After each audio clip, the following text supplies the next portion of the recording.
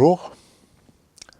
Dernière fois, nous avions commencé à parler du métabolisme, donc dans la biochimie métabolique. Nous avons vu un peu quelques notions, métabolisme intermédiaire, ce que c'est anabolisme, catabolisme, le rôle des acides aminés, le rôle de l'énergie, d'où vient cette énergie, etc. Différents échanges de substrats entre différents tissus de l'organisme. Et nous continuerons aujourd'hui le chapitre 2. Observons ce petit schéma. Nous avons au centre un capital d'acides aminés. On avait dit 35 à 40 grammes. Acide aminé, il peut nous provenir de l'alimentation. D'accord? Synthèse d'acides aminés. Il peut venir de dégradation de protéines. Il peut nous venir de la carnitine, nucléoside, de l'urée, l'acide cétonique par la réaction de transamination qui peuvent donner naissance à des acides aminés. Ce capital d'acides aminés aussi, il peut, par exemple par décarboxylation, nous donner une amine biogène. Il y a le CO2 qui part et nous avions amine biogène. On le retrouve dans l'âme, ces groupements porphyrines.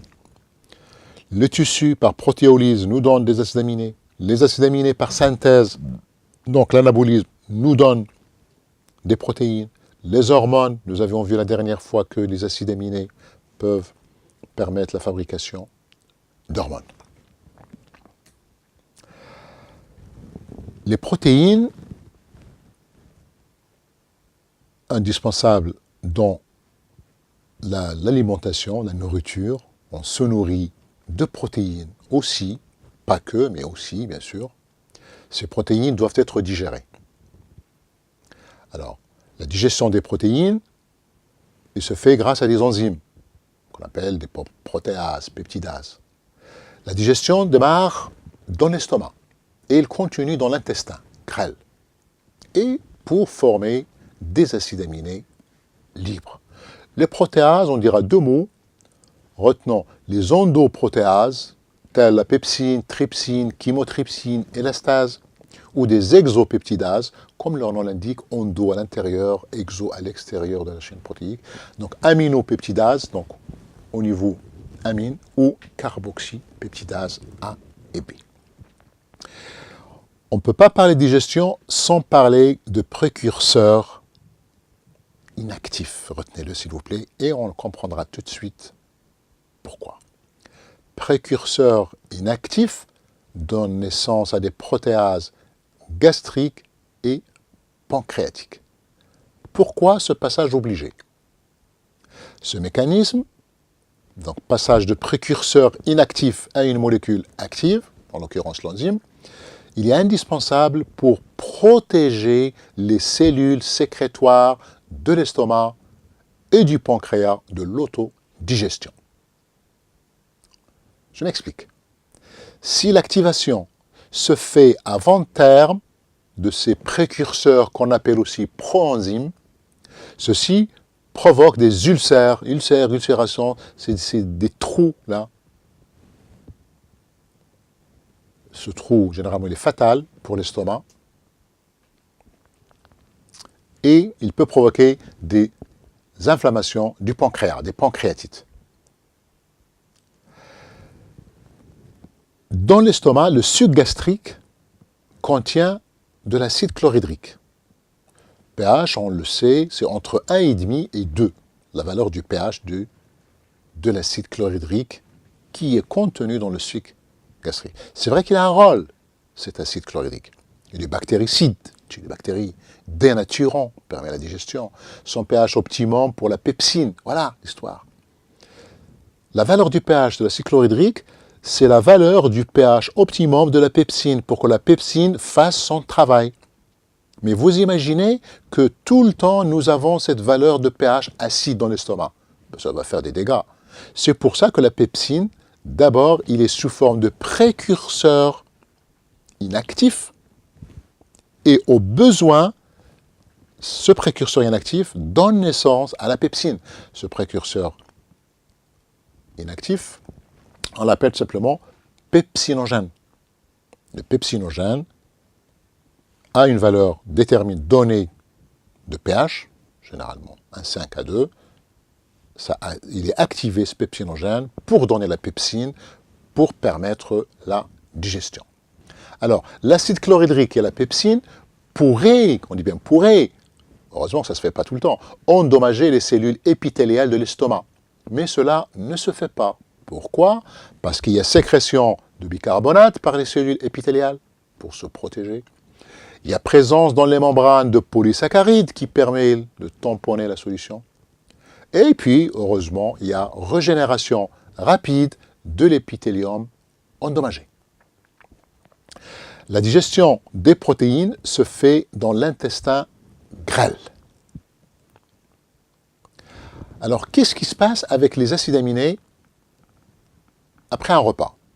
On mange des protéines, protéolyse, dégradation, catabolisme, nous donnent des acides aminés. Certains vont redonner d'autres molécules, etc. Mais c'est quoi leur devenir, leur destinée? Alors d'abord, on l'avait dit d'ailleurs au départ, dans le chapitre 1, c'est peut-être une source d'énergie pour le foie. Ces acides aminés peuvent être transformés en acides gras, d'autres en glucose. Ces acides aminés participent aux synthèses protéiques dans toutes les cellules de l'organisme. Qu'est-ce qui se passe des nutriments de l'alimentation pendant un jeûne de courte durée? On ne mange pas pendant une période, mais de courte durée quand même. Qu'est-ce qui se passe quand on jeûne? Il faut veiller, il faut en tout cas tendre pour maintenir la glycémie constante. La glycémie, vous le savez, c'est le taux du glucose dans le sang. Pourquoi? Le système nerveux ne peut utiliser que le glucose comme source d'énergie. Et si le corps en manque, vous connaissez le résultat. Or, le glucose n'est plus absorbé au niveau du tube digestif pendant que l'on jeûne.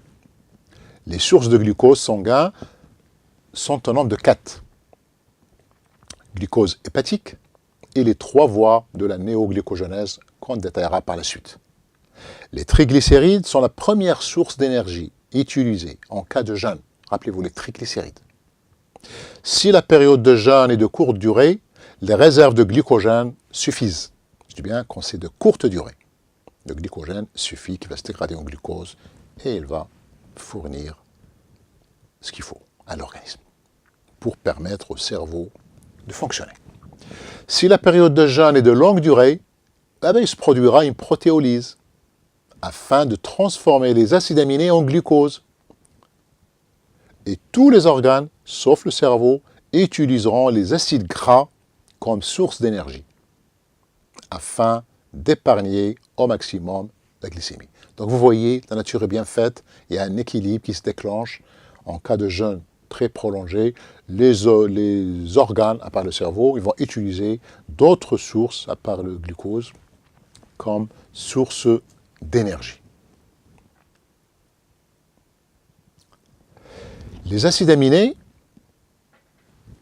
attachés les uns aux autres, on va dire, par des liaisons peptidiques, forment des protéines. Mais un acide aminé, il peut se dégrader aussi, se transformer en un autre métabolite. On commencera, on parlera de la transamination des acides aminés. Alors souvent, le métabolisme des acides aminés commence par une désamination ou par une transamination. Nous voyons là la transamination. Comme son nom l'indique, c'est un transfert du groupement amine d'un acide aminé donneur sur l'acide alpha-cétonique, qui est accepteur. Accepter quoi? Il va accepter le groupement amine que l'acide aminé fournit. Pour faire quoi? Pour former un nouvel acide aminé. Rappelez-vous, non indispensable. Donc, acide aminé, donneur, son groupement amine passe sur un groupement cétonique, un acide cétonique.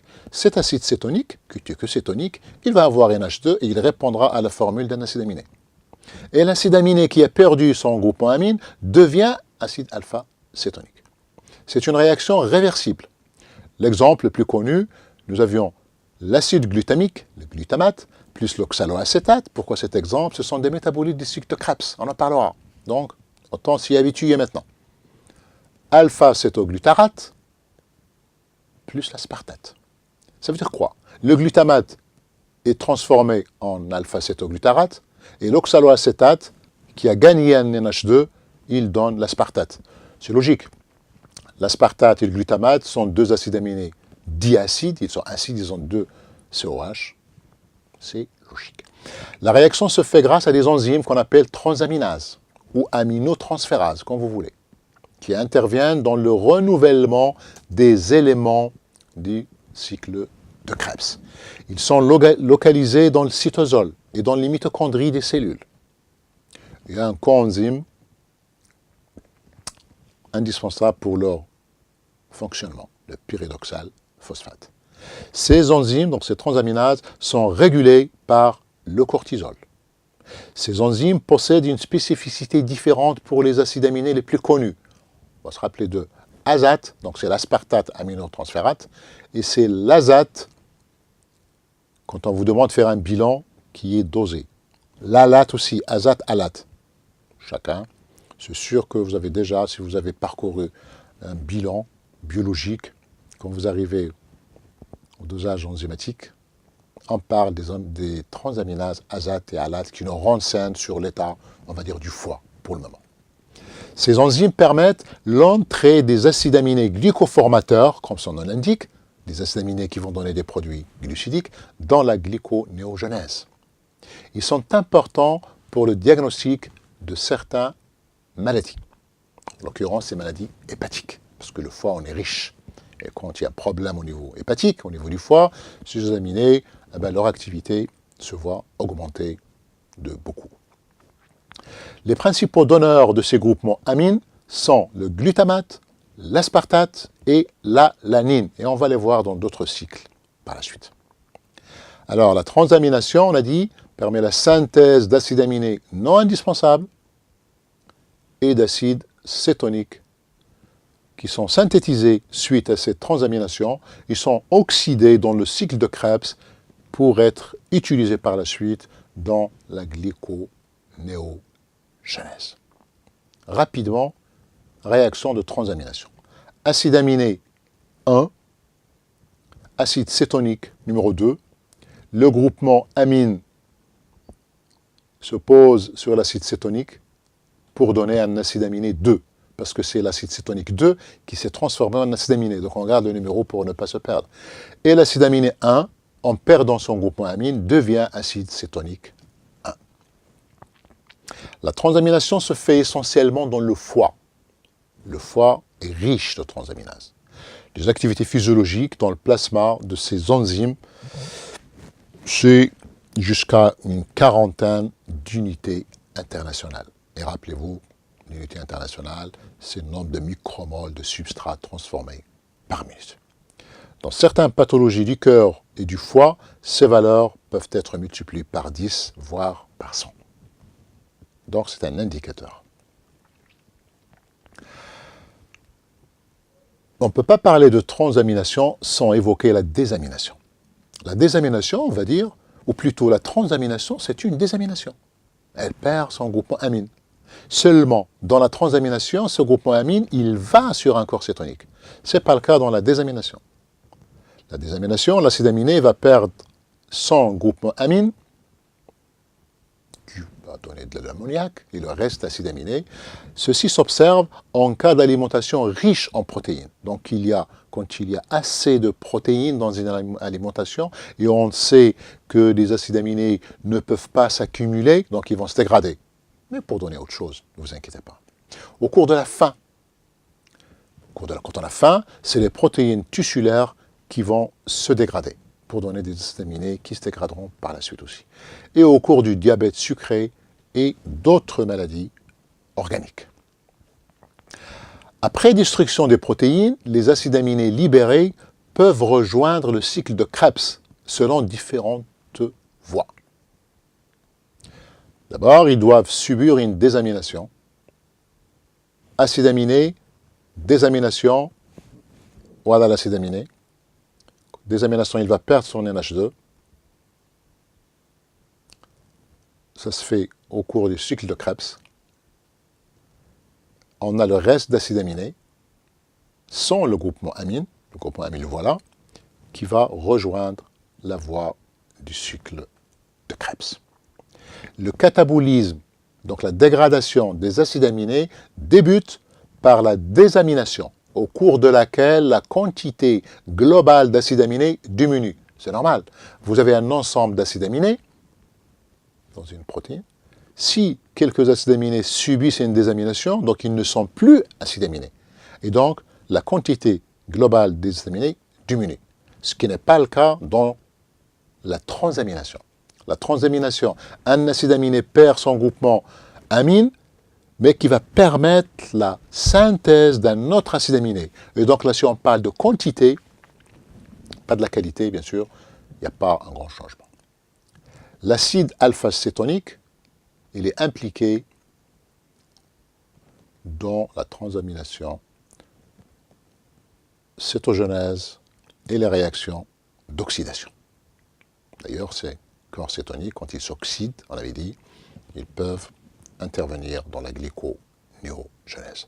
Alors retenez s'il vous plaît que tous les acides aminés subissent la désamination, sauf la lysine. Vous allez dire pourquoi? C'est une histoire de pK2, pKNH2, etc. Parce que la lysine, vous savez, c'est un acide aminé basique, très basique, et elle a beaucoup de groupements amines, et il y a un conflit d'intérêts, et la désamination ne se fait pas chez la lysine.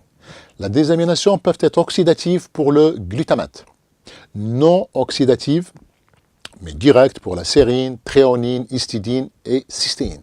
Et il est indirect pour les autres acides aminés.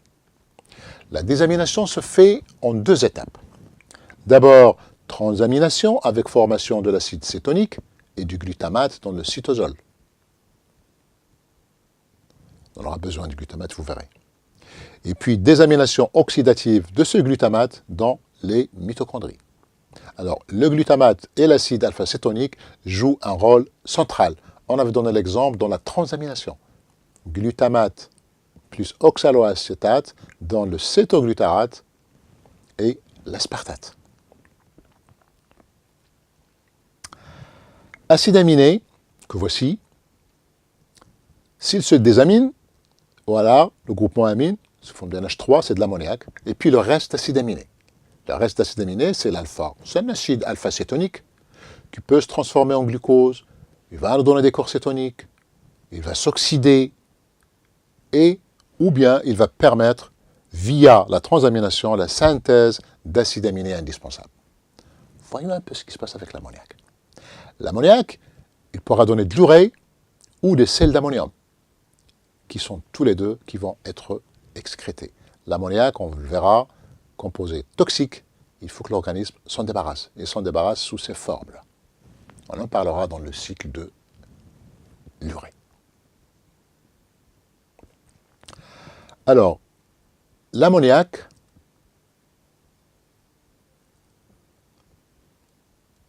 on en parlera la prochaine fois dans le chapitre 3. Donc, merci encore pour votre attention et à la prochaine fois. Au revoir.